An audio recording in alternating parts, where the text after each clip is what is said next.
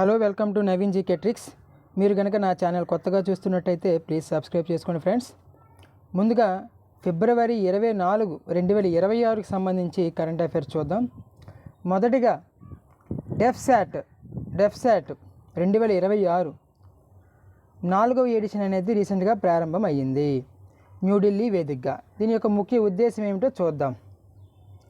అయితే డెఫ్సాట్ అనేది రక్షణ రంగంలో అంతరిక్ష సాంకేతికత వినియోగంపై ఉండే ఒక సదస్సు అండి.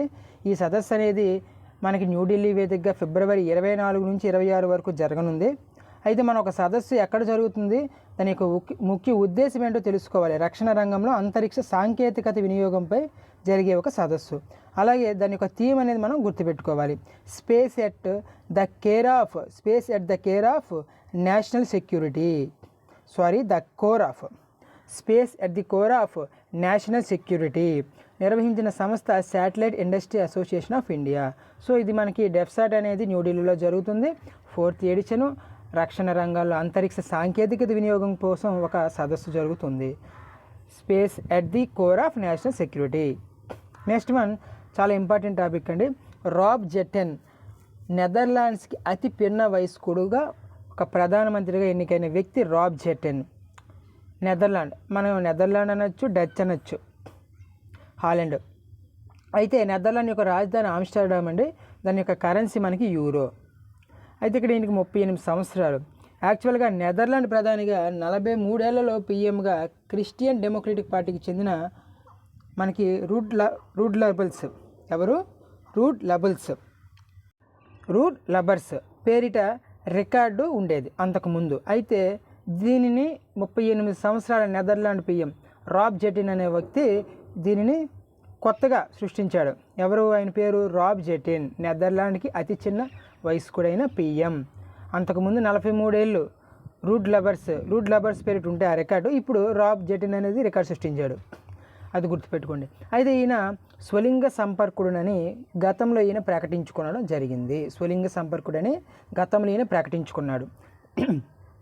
అలాగే ఆధునిక ప్రపంచ చరిత్రలో అతిపిన్న వయస్కుడుగా 32 సంవత్సరాల ఆస్ట్రియా ప్రధాని. ఎవరు? Sebastian Kurz. ఇది చాలా ఇంపార్టెంట్ అండి. అలా కాకుండా మనకి 1783లో విలియం పిట్ ద యంగర్ 26 సంవత్సరాలు గ్రేట్ బ్రిటన్ ప్రధానిగా చేశారు. మనం ఇది గుర్తుపెట్టుకోవాలి. ఆధునిక ప్రపంచ చరిత్రలో అయితే అతి పిన్న వయస్కుడైన పిఎం ఎవరు? Sebastian Kurz. అలా కాకుండా నెదర్లాండ్కి అతి పిన్న వయస్కుడుగా ఎంపికైంది ఎవరంటే రాబ్ జెటెన్. ఓకే. అలా కాకుండా దానికి ముందు ఎవరు? 43 ఏళ్లలో నెదర్లాండ్కి 43 సంవత్సరాలకి పీఎంగా అయిన వ్యక్తి రూడ్ లబర్స్. ఆయన పేరు మీదుగా ఉన్న రికార్డుని చెరిపివేశారు రాబ్ జెటెన్. నెక్స్ట్ వన్ రాష్ట్రపతి భవన్లో సి రాజగోపాలాచారి విగ్రహావిష్కరణ. చాలా ఇంపార్టెంట్ ఇది. ఫిబ్రవరి 23, 2026 రాష్ట్రపతి భవన్లో మొదటిసారి రాజాజీ అని బిరుదు ఉంది దీనికి, సి రాజగోపాలాచారికి. సో రాజాజీ ఉత్సవం జరిపారు.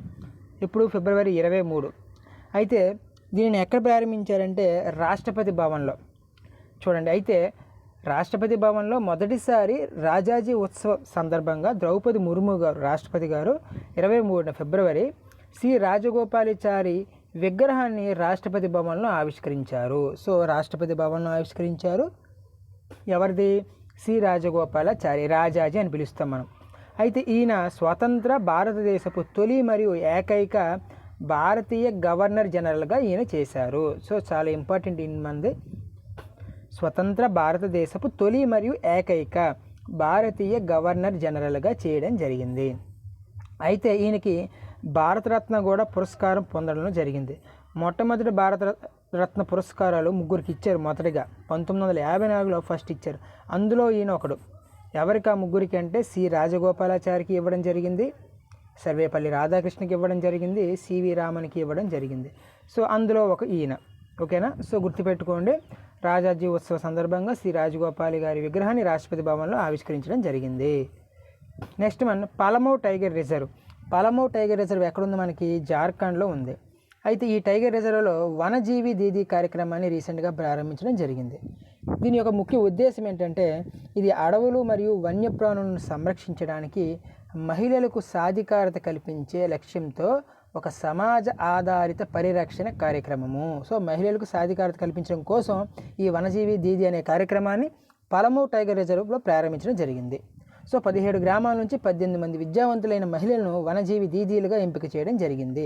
సో గుర్తుపెట్టుకోండి, టైగర్ రిజర్వ్ మన పేరు కూడా గుర్తుపెట్టుకోవాలి, అది ఎక్కడ ఉంది, పలమో, జార్ఖండ్.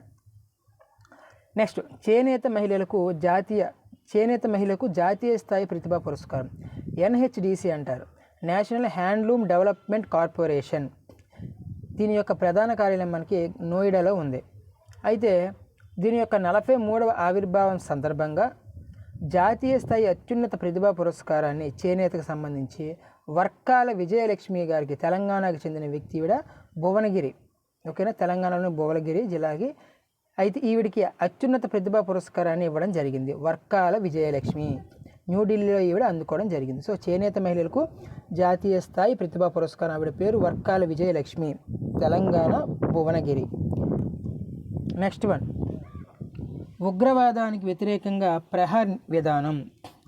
కేంద్ర ప్రభుత్వం అనేది చూడండి, ప్రహార్ పేరుతో మనకు వజ్ర ప్రహార్ కాదండి, వజ్ర ప్రహార్ అనేది ఒక విన్యాసం, అది జాయింట్ ఎక్సర్సైజెస్. ఎవరికి? ఇండియాకి, యుఎస్కి. నిన్ననే ఆల్రెడీ మన క్లాస్లో నేర్చుకున్నాం. అయితే ఈ ప్రహార్ ఏంటో చూద్దాం. కేంద్ర ప్రభుత్వం ప్రహార్ పేరుతో దేశంలో తొలి ఉగ్రవాద నిర్మూలన విధానానికి తెరతీసింది. ఇప్పుడు ఉగ్రవాదం పట్ల ఏమాత్రం సహనం వహించరాదన్నది ఈ విధానంలోని ఒక ప్రధాన అంశము. అయితే ఈ నిఘా ఆధారంగా ఉగ్రవాద హింసను నిరోధించడము, అలాగే ఉగ్రవాదులకు, వారికి ఆర్థిక సహాయం చేసేవారికి, మద్దతుదారులకు నిధులు, ఆయుధాలు, ఆశ్రయం అందకుండా చేయడమే ఈ పథకం యొక్క ముఖ్య ఉద్దేశం. చూసుకోండి, ప్రహార్. అయితే భారత గవర్నమెంట్ ఉగ్రవాద ముప్పు నిర్మూలనకు 7 స్తంభాల లాంటి అంశాలను నిర్దేశించిందండి. సో ఇవి గుర్తుపెట్టుకోవాలి, మొత్తం ఎన్ని? 7. అందులో ఉగ్రవాద నిరోధము, సత్వర స్పందన, అంతర్గత సామర్థ్యాల వినియోగము, మానవ హక్కులు, చట్టపాలన ఆధారిత పద్ధతుల అనుకరణ, మత ఛాందసవాదుల కట్టడి, అలాగే ఉగ్రవాదానికి వ్యతిరేకంగా జరుగుతున్న అంతర్జాతీయ ప్రయత్నాలలో జత కలవటం. సో ఈ 7 స్తంభాలు లాంటివి కూడా మనం గుర్తుపెట్టుకోవాలి, ఓకేనా.